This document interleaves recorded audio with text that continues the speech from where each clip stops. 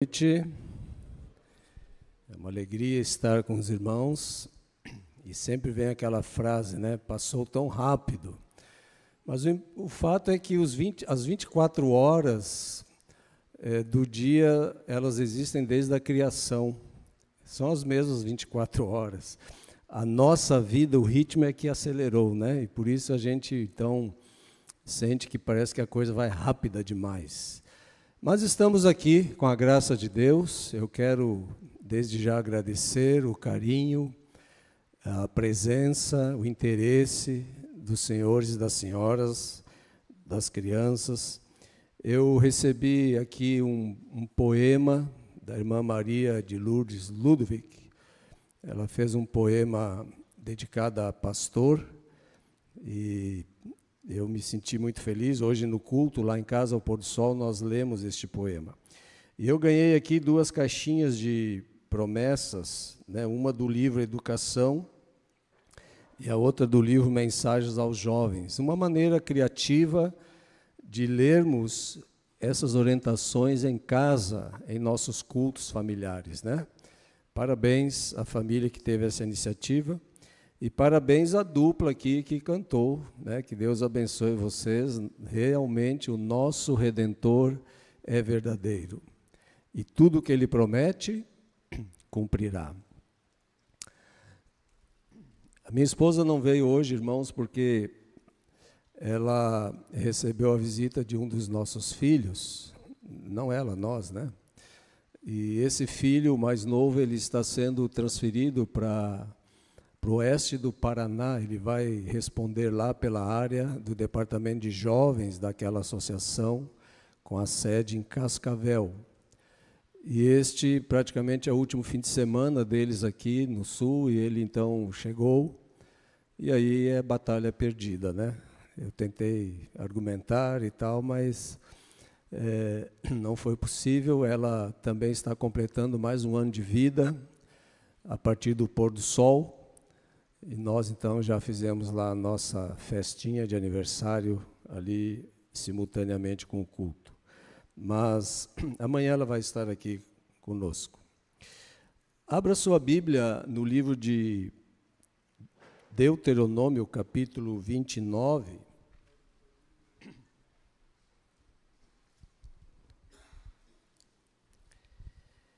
Esta semana eu citei esse texto, nós não chegamos a lê-lo, mas no verso 5, diz assim: 40 anos vos conduzi pelo deserto, não envelheceram sobre vós as vossas vestes, nem se gastou no vosso pé a sandália. Eu quase estou repetindo a roupa de ontem, mas aqui tem uma coisa diferente, irmãos. É a minha camisa. 41 anos, está aqui ela. Pedi licença. Esta promessa que o Redentor faz, ela pode se cumprir na nossa vida. E essa camisa, irmãos, hoje eu mostrei para minha nora. Eu perguntei para ela: quantos anos você acha que tem essa camisa? Ela assim: eu acho que tem uns 2. Eu digo: põe mais aí uns 39 que você acerta. Ela se apavorou. Mas eu a uso, não com tanta frequência, mas eu a uso. A usei muito no período do teológico. Porque teológico, irmãos, quando chega lá, no meu caso era terno do Christian Dorcas. Essa marca vocês conhecem? Uma marca boa, Christian Dorcas. Ou o Eterno, né? Eu cheguei com um terno só, depois meu tio me deu mais um, eu fiquei com 2. E praticamente o curso todo com 2 ternos, e foi muito bom. Depois ainda usei mais alguns anos no ministério, aqueles ternos. Por quê? Porque a promessa de Deus é verdadeira. Nós precisamos acreditar mais nesses detalhes, né? E não sermos vítimas do consumismo, como já mencionamos aqui. E nesta noite eu também gostaria de convidá-lo a abrirem a Bíblia no Salmo 51. Salmo 51, e eu leio o verso 5. Ali diz assim: eu nasci na iniquidade, e em pecado me concebeu minha mãe. Davi descobriu isto através do seu relacionamento com Deus, porque quanto mais nos aproximamos de Deus, mais nós sentimos que somos pecadores e necessitamos da sua graça. Então, esse nascimento, irmãos, é chamado de nascimento carnal. É algo maravilhoso. Às vezes a gente olha assim, nascimento carnal deve ser uma coisa, né, muito ruim. Não, nós estamos aí na expectativa.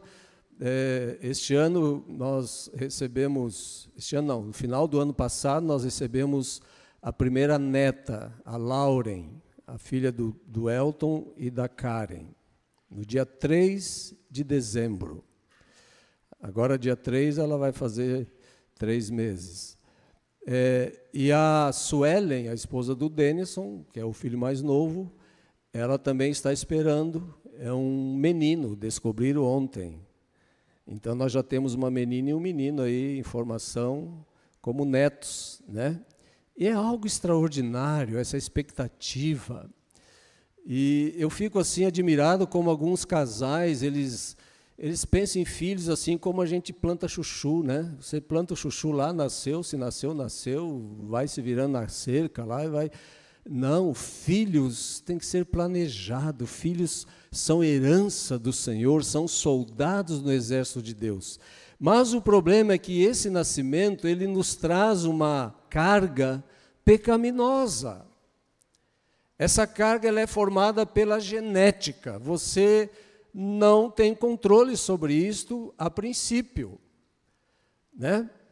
E a gente escuta frases por aí: pastor, quando eu vi, eu já tinha virado a mão, né? O senhor sabe, eu sou descendente de italiano, sou assim extremamente pavio curto, né? Ah, pastor, não é fácil me dobrar, eu sou alemão, né? Ah, pastor, eu nasci assim, eu sempre fui assim, é a síndrome da Gabi, né? Eu nasci assim, eu sempre fui assim.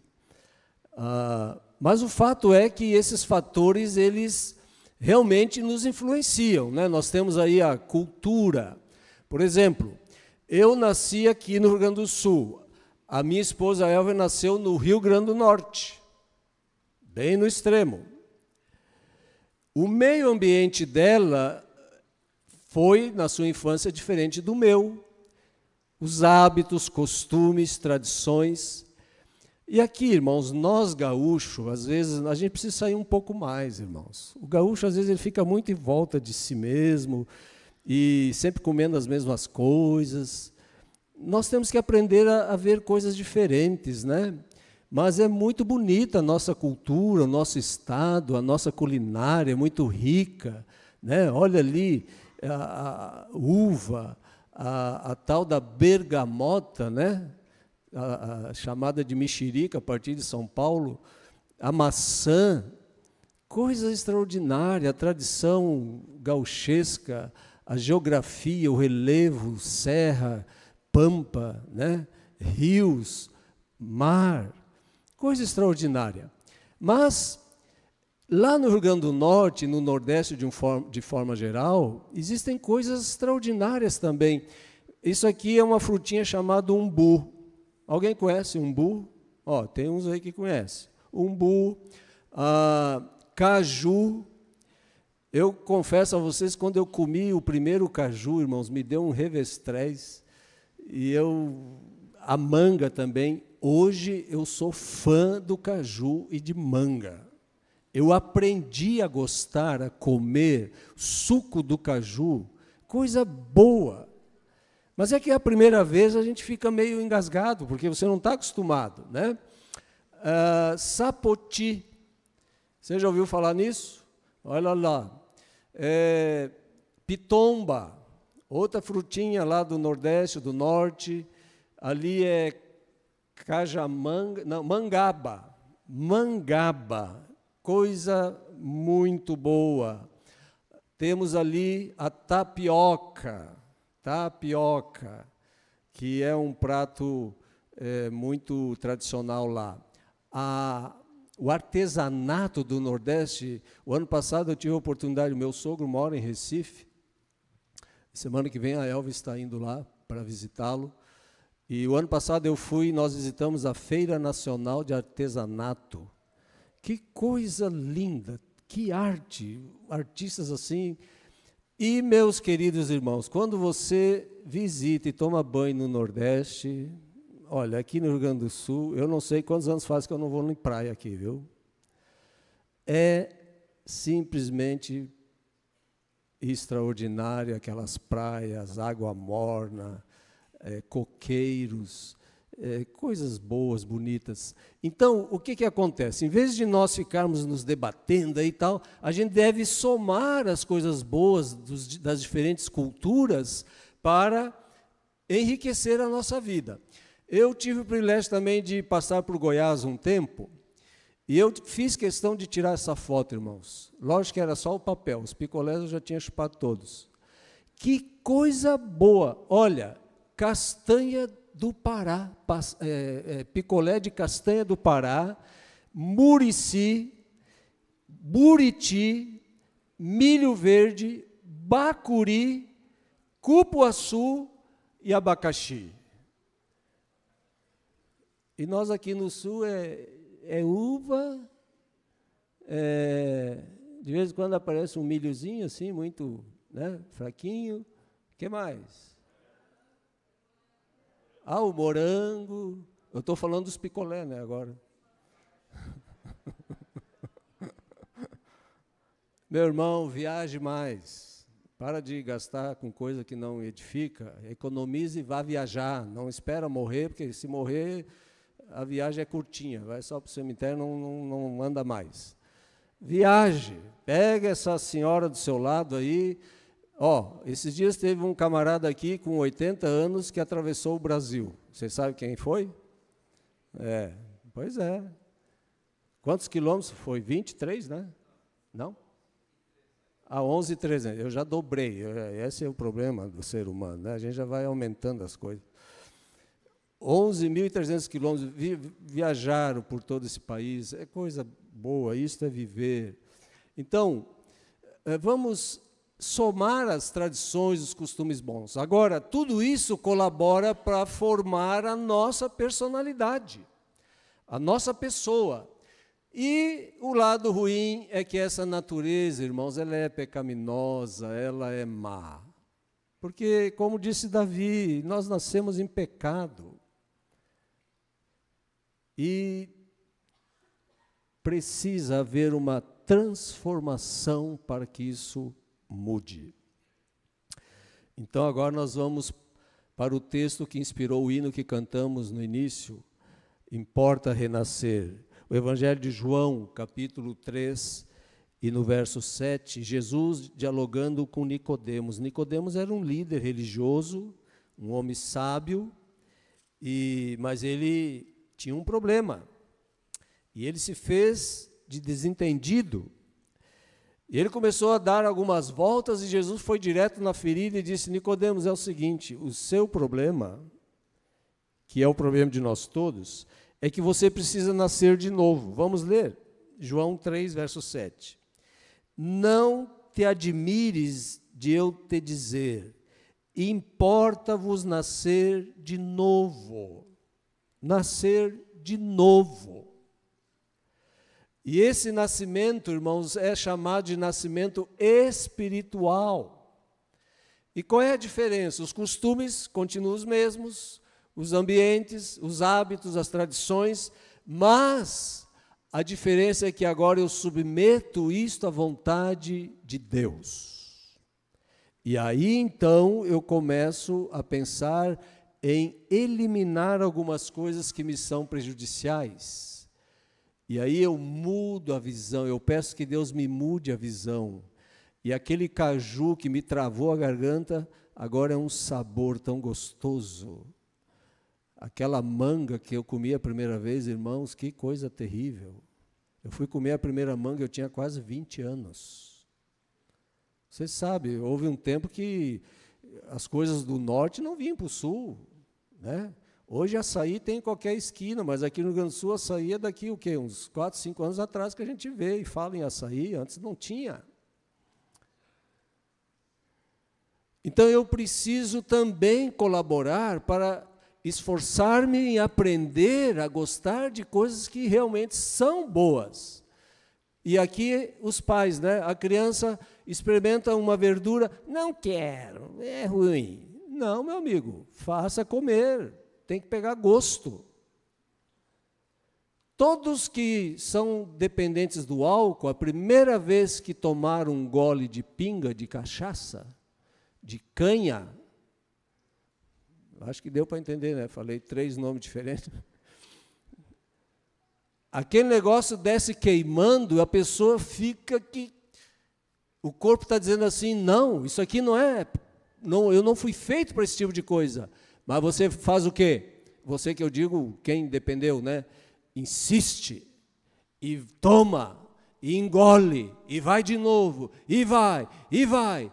E aí o cérebro começa a se transformar, e aquilo que ele rejeitava, que era ruim, passa a ser o quê? Bom. Se isso acontece com coisas ruins, que são ruins mesmo, vocês acham que não deve acontecer com coisas boas? Lógico que vai acontecer. Então aquela fruta que você diz, não, isso aqui é ruim, coma umas 10. Aí se não gostar é porque não vai gostar mesmo. Mas coma, né? Verdura, insista com o organismo. Para desse negócio só de maionese e churrasco, maionese, churrasco, maionese, churrasco, que não é ruim também, né? Mas em toda festa que a gente vai do gaúcho é maionese e churrasco. De vez em quando uma folhinha de alface cai voando assim, mas ela já voa e já vai embora. Né? Aparece um tomatezinho meio murcho assim, mas é maionese e churrasco, maionese e churrasco.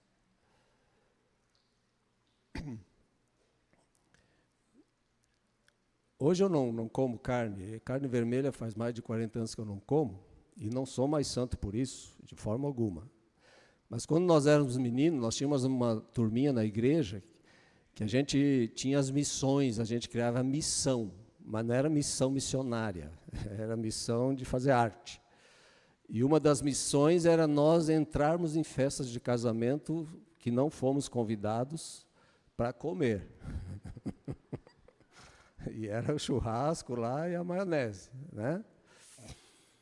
Então, nós precisamos mudar a visão, irmãos. A gente tem que pedir, clamar a Deus que mude a nossa visão. Porque quando eu falo de visão, eu estou falando de personalidade, de gosto, de sabor, de hábito. Tudo isso vai fazendo com que a minha natureza vai se transformando em amorosa. E aí, então, meus queridos, eu desfruto de bênçãos maravilhosas. Aí aquela pasta de dente fora do lugar não é motivo para mim discutir. Tá fora do lugar, põe no lugar de novo, pronto. Por que eu vou discutir por causa disso? Tanta coisa séria na vida. E aí está, então, nessa semana a gente fez, né? Natureza carnal. Quanto dinheiro desperdiçado, bebidas, jogos, cigarro, comidas desregradas, discussões. Muitos adiantam doenças, a doença ela chega tanto para um como para outro em termos de cristianismo, mas alguns adiantam a doença, provocam a doença ao ingerirem coisas que o organismo não gostaria de ter na sua composição. Essa semana, não sei quantos de vocês acompanharam, um menino que matou uma borboleta, misturou com água, ele fez ali um ensopadozinho com a borboleta e injetou na sua perna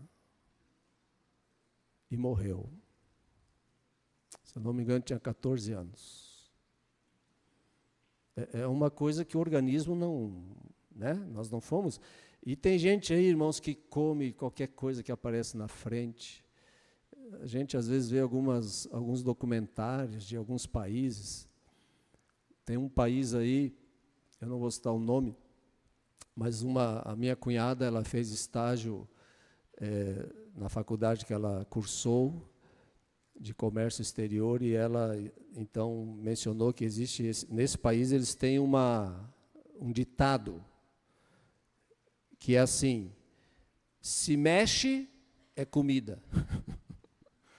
Mexeu a perninha, mexeu a cabeça, a cauda, é comida. Não interessa que bicho que seja. Mexeu, é comida. Então, a natureza carnal, olha lá, né, 26 alunos jovens sofreram de ansiedade, tiveram uma crise de ansiedade ao mesmo tempo numa escola. Aí você olha para a natureza espiritual, você mudou a visão, né? Você investe em estudo, você investe em você, em coisas boas, vai conhecer lugares diferentes. Olha ali, cientistas da Universidade de Duke, nos Estados Unidos, dizem que o exercício da fé reduz o estresse e faz com que os fiéis vivam, em média, 7 a 14 anos mais. Esse é apenas um dos 7 benefícios da oração diária. Irmãos, isso não é Bíblia nem o dom de profecia, é o jornal Estado de Minas que está promovendo, divulgando. Então, olha ali que cena bonita, uma família lendo a Bíblia, lendo bons livros, uma alimentação saudável, né? Você envelhece com saúde, envelhecimento não é doença, irmãos. Nós sabemos, todos nós estamos sujeitos a doenças, mas faça-me o favor, um casal ali beirando os 80 anos, viajando 11 mil quilômetros de carro por esse país.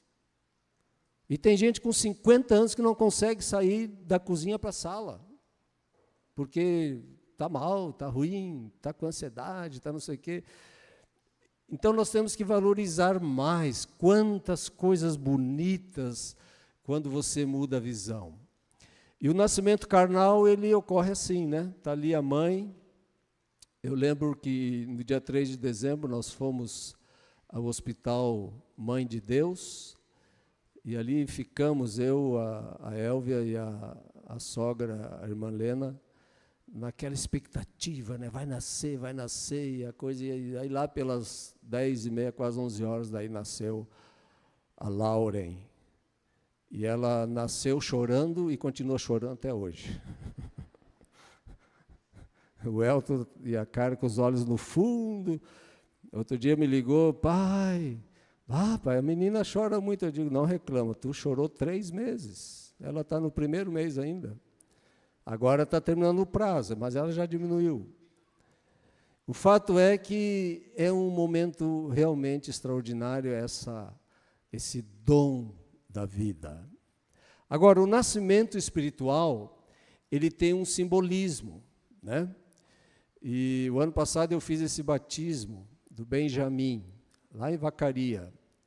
Olha só, ele entra no tanque, tem que haver água, porque é um símbolo de morte, é um símbolo espiritual.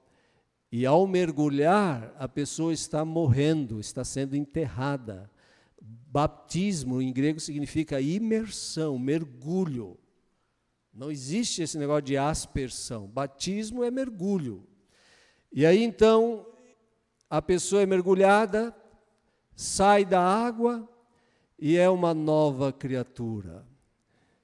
Eu até pus essa foto aí no meu perfil, que, olha, vocês estão vendo o sorriso dele ali, que coisa bonita, né? Um sorriso sincero, na flor da idade, nascendo de novo. Então, esse tanque aqui, irmãos, ele é uma maternidade espiritual. O problema é que muitos bebês saem dali realmente nascidos, mas alguns não. Querem ver? Às vezes o tanque ali não funciona legal. Abra a Bíblia lá em Isaías, no capítulo 27. Isaías 27. E numa metáfora, aplicando a nossa vida prática cristã, quando eu passo pela experiência do novo nascimento, Jesus espera que eu dê frutos, que eu possa produzir outros nascimentos. Mas quando aquele nascimento ali original não funcionou direito, olha o que acontece. Isaías capítulo, eu falei 27, mas não, irmãos, é 26. Isaías 26, verso 18. Olha só. Concebemos nós e nos contorcemos em dores de parto, mas o que demos à luz foi o quê? O que diz a sua Bíblia? Vento. Quando eu iniciei o ministério no interior do Mato Grosso, tinha um ancião, o irmão João Carvalho, gente boníssima, me ajudou muito, hoje ele já descansa. Mas um dia ele me convidou, pastor, vamos comer um pastel de vento. Eu digo, como assim pastel de vento? Não, pastor, é a única pastelaria que tem aqui na nossa cidadezinha. Ele é gordo o pastel, mas quando o senhor morde assim, chega a levantar o cabelo. É só vento, não tem nada dentro. Eu digo, mas não é possível, o senhor está me convidando para comer isso? E fomos lá. Mas o fato é que isso reflete uma decepção, né? É aquela decepção que Jesus teve quando ele olhou para aquela figueira, ele esperava colher frutos e ele só viu folhas ali, não viu frutos. Então, meu prezado irmão, quando o pastor vem aqui e todas as noites fazendo esse apelo, às vezes alguém pode pensar assim, poxa, mas o pastor não entendeu que a gente já sabe o que tem que fazer. Não, o pastor está incentivando, irmãos, porque a natureza carnal, ela não quer que você produza frutos, ela quer comodidade, ela quer tranquilidade. E eu confesso a vocês que eu ficaria muito feliz se domingo nós pudéssemos ver a igreja como está agora, ou como estará amanhã de manhã, cheia de vontade de ouvir e de reproduzir frutos, nascimentos, novos nascimentos para a honra e glória de Deus. Então, durante a semana, nós vimos algumas sugestões aqui através da mensagem, né? A primeira delas no sábado, a essência do pecado. A essência do pecado é sempre o pecador tentando agir independentemente do Criador. Esse é o pecado. É você agir longe, separado de Deus, não querendo aceitar a orientação de Deus e a direção de Deus. A lição dessa semana vem falando disso, a lição da escola sabatina. E a essência do Evangelho é sempre Deus buscando. Então, quando há um apelo aqui, é Deus buscando, é Deus dizendo, filho, vá, produza, envolva-se. Você vai ver como é gostoso ver pessoas transformando vidas, sendo transformadas. Eu era pastor no interior em Juí, e na cidade de Juricaba nós fizemos evangelismo, e eu iniciei lá com um curso para deixar de fumar, e conheci então a irmã Adélia, a senhora Adélia, uma senhora de cor, uma mulher negra. Ela era casada, tinha 5 filhos, 2 gêmeos. E um dia eu fui visitá-la no processo da aproximação, nas primeiras semanas, e ela me convidou a uma casa muito simples, sentei numa cadeira simples, e ela começou a contar a história dela, e ela, num dado momento, disse assim, pastor, nessa cadeira que o senhor está sentado, eu já tentei esfaquear meu marido mais de uma vez. Aí eu, né... Eu fiquei meio assim, olhando para a porta, né, de qualquer movimento estranho aqui, eu pulo. Mas que coisa linda, aquela família se batizou. E os filhos, um deles tinha problema com drogas, abandonou as drogas, estudou, formou-se em enfermagem padrão, e foi trabalhar no nosso hospital adventista no Rio de Janeiro. Todos eles mudaram para o Rio. Que coisa extraordinária, uma mudança de vida. Uma família que estava fadada ao fracasso, à desordem, à desestrutura. E Deus então chamou e eles atenderam. Domingo nós vimos que Deus é um Deus que planeja as coisas. Ele dá a cada pássaro a sua minhoca, mas Ele não atira no ninho. E nós temos o exemplo aqui desse pica-pau que durante o verão ele fura um carvalho, coloca ali uma noz e no inverno ele sabe onde está esse carvalho. Eles já acharam 15 mil nós em um único carvalho. Deus é um Deus que planeja, Ele quer que seus filhos planejam. Segunda, vimos aqui como aceitar e crescer com as quedas. As quedas são pedagógicas. Em última instância, nós vimos ali que Deus nos segura pela mão, Ele quer segurar a mão, mas eu tenho que estender a mão.